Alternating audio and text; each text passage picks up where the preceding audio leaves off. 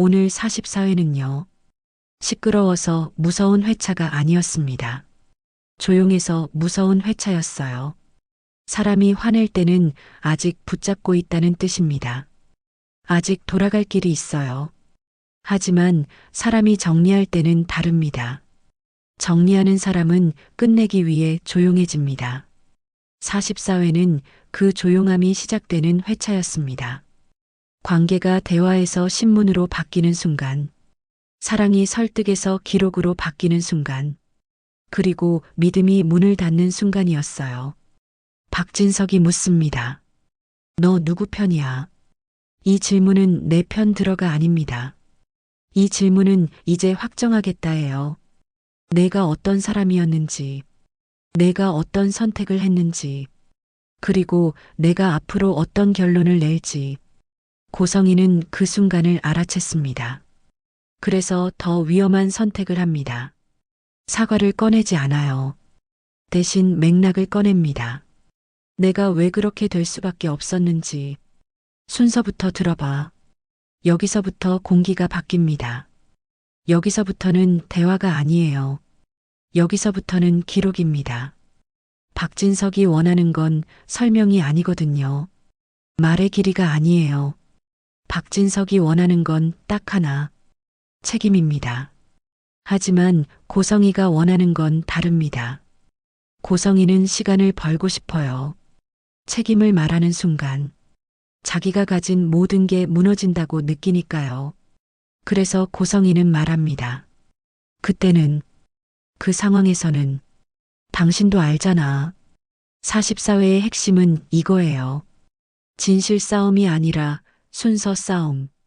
같은 사실도 어떤 순서로 말하느냐에 따라 누군가는 피해자가 되고 누군가는 가해자가 됩니다.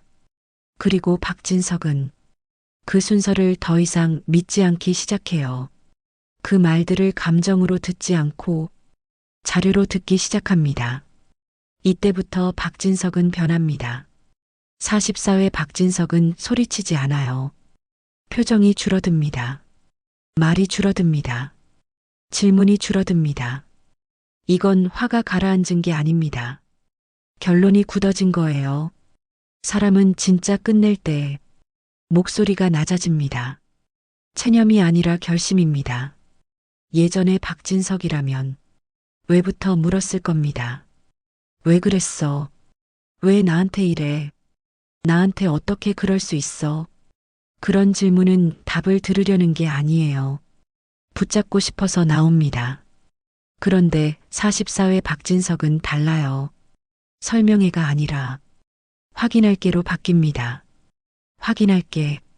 이 한 단어가 무서운 이유는 대화의 상대가 사람이 아니라 사실이 되기 때문입니다. 사랑의 언어가 정산의 언어로 바뀌는 순간이죠. 고성이는 그 변화를 느낍니다. 그래서 더 말해요. 더 길게 말합니다. 더 디테일하게 말해요.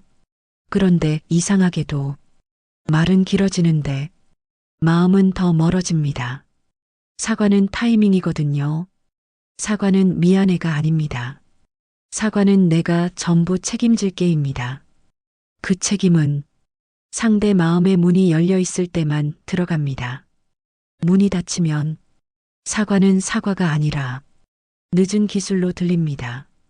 44회는 그 문이 닫히는 순간을 보여줍니다. 박진석의 마음이 닫히는 순간, 고성이의 말이 진심이 아니라 자기 변호로 들리기 시작하는 순간, 그리고 그 순간, 박진석이 다시 묻죠. 너 누구 편이야? 이 질문은 답을 위한 질문이 아닙니다. 이 질문은 숨통을 조이는 질문입니다. 내 편이라고 말하면 너는 너를 배신해야 하고요. 내 편이라고 말하면 너는 나를 배신해야 합니다. 그래서 어떤 대답도 결국 배신으로 기록됩니다. 이때부터 44회는 울면 끝나는 이야기가 아닙니다. 말하면 살 수 있는 이야기도 아니에요. 44회는 말할수록 불리해지는 이야기입니다. 그리고 이 공기는 박진석과 고성이만의 공기가 아니에요. 다른 관계들로 번집니다. 이지혁과 지은호, 박성재, 박영나. 이지혁은 지은호를 지키려 합니다. 지은호 주변의 기류가 위험하다고 느껴요. 사람들의 시선, 불필요한 오해, 엮여드는 관계, 말이 돌기 시작하는 공기. 이지혁은 그걸 막으려 합니다. 그래서 단단한 말로 감싸요. 여기까지만. 내가 할게. 너는 뒤로. 그 말은 보호입니다.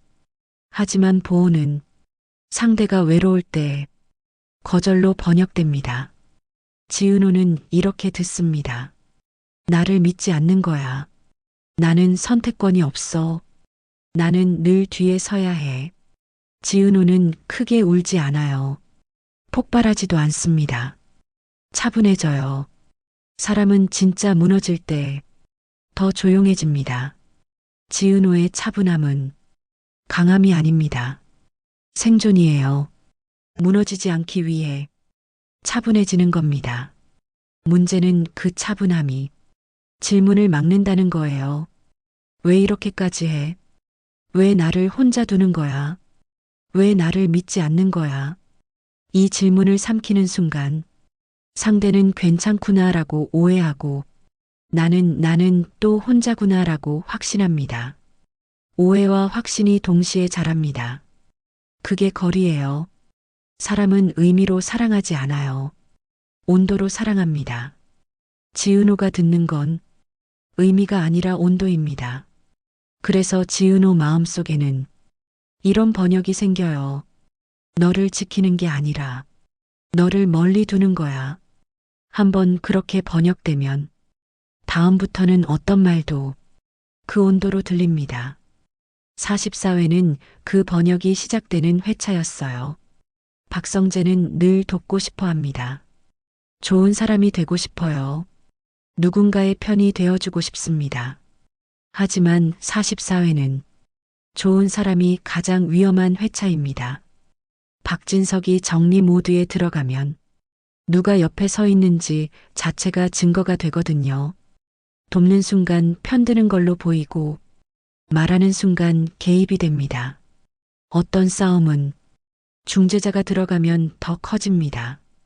박성재는 그걸 알아요. 그래서 말하려다 멈추고 다가가려다 멈칫합니다. 그 멈칫은 겁이 아니라 계산이에요. 누군가를 살리기 위한 계산. 하지만 타인은 그 계산을 모르죠. 그래서 오해합니다. 왜 저 사람은 나서지 않지? 왜 저 사람은 편을 안 들지? 왜 저 사람은 결정하지 않지? 오해가 쌓이면 박성재는 더 고립됩니다. 그리고 고립의 끝에는 선택이 있습니다. 좋은 사람이 될 것인가? 필요한 사람이 될 것인가? 45회는 박성재에게 그 선택을 강요할 가능성이 큽니다. 박영란은 말이 적어요. 말이 적다는 건 감정이 없다는 뜻이 아닙니다.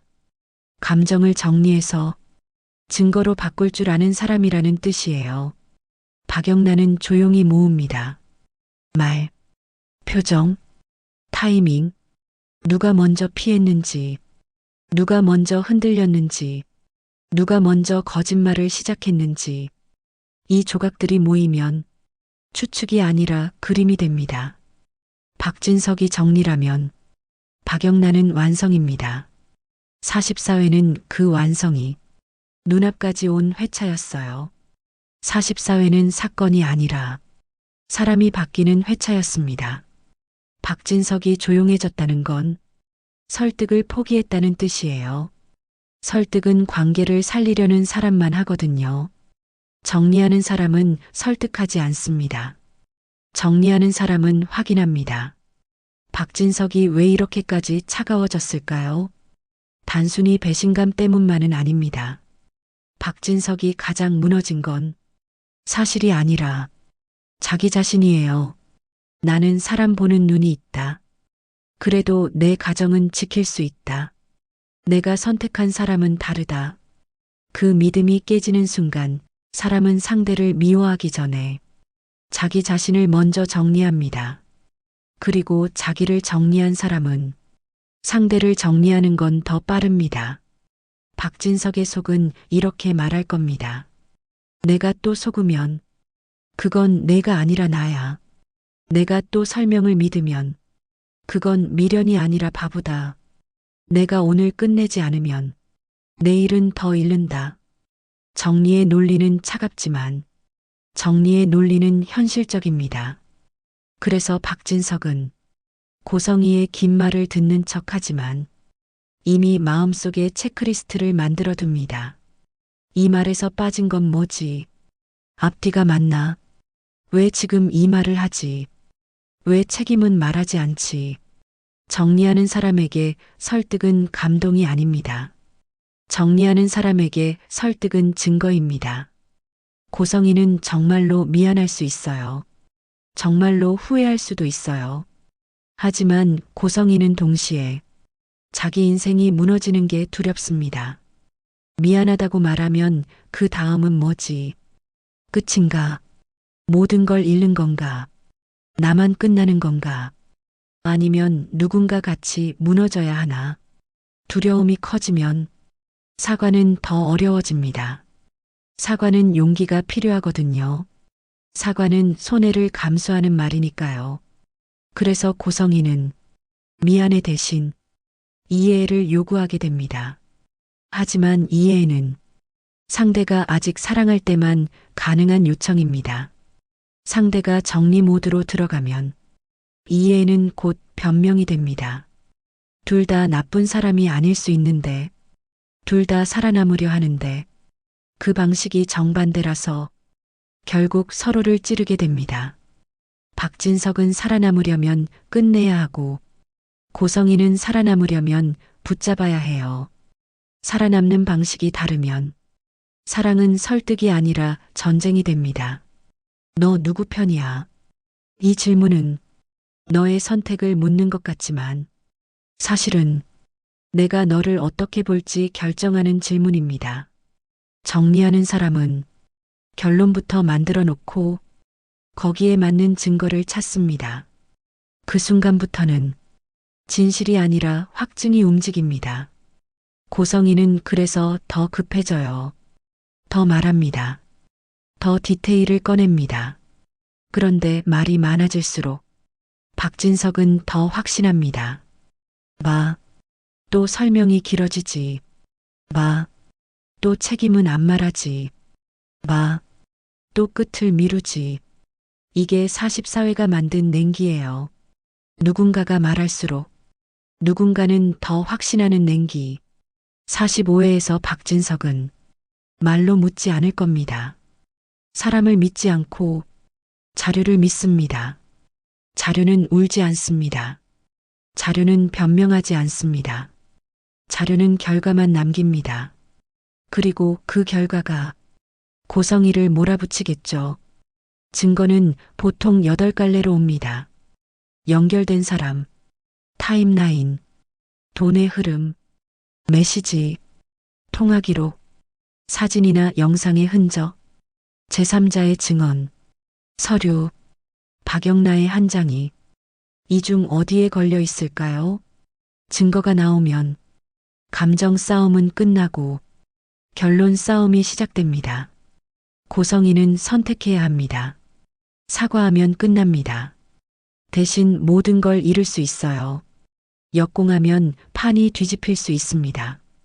대신 누군가를 끌고 들어가야 합니다. 사람은 살아남고 싶을 때 가끔 가장 잔인한 선택을 합니다. 고성이가 무서운 건 악해서가 아닙니다. 두려워서예요. 두려움은 사람을 잔인하게 만듭니다. 고성이의 역공은 이렇게 시작할 수 있어요. 나만 그런 게 아니야. 그 사람도 그랬어. 당신도 책임 있어. 당신도 알았잖아. 이 말은 진실일 수도 있습니다. 하지만 진실이어도 관계를 살리진 못해요. 관계를 같이 무너뜨립니다. 역공은 살아남는 방법일 수 있지만 사랑을 살리는 방법은 아닙니다. 지은호도 결국 묻게 될 겁니다. 날 지킨다는 말 떠난다는 뜻이야? 이 질문은 사랑을 확인하는 질문이 아니라 이별을 예고하는 질문입니다. 이지혁은 답을 못할 수 있어요. 답하면 지은호가 무너지고 답하지 않으면 둘이 멀어지니까요. 사랑은 여기서 말이 아니라 침묵으로 갈라집니다. 박성재도 선택의 문 앞에 섭니다. 좋은 사람이 될지, 필요한 사람이 될지, 돕는 순간적이 되는 상황에서 박성재가 어떤 방식으로 들어올지, 그게 45회의 또 다른 불씨가 됩니다. 그리고 마지막, 박영라의 한 장의 증거가 사람을 가장 잔인하게 바꾸는 이유는 말을 없애기 때문입니다. 말은 핑계를 만들 수 있어요. 눈물은 시간을 벌 수 있어요. 하지만 증거는 순간에 끝냅니다. 그래서 45회는 끝이 아니라 첫 칼일 가능성이 큽니다. 첫 칼이 나오면 두 번째 칼이 나와요. 두 번째 칼이 나오면 세 번째 칼이 나옵니다. 드라마는 한 번에 끝내지 않습니다. 더 무섭게, 더 오래 끌고 갑니다. 그래서 다시 남는 질문은 이겁니다.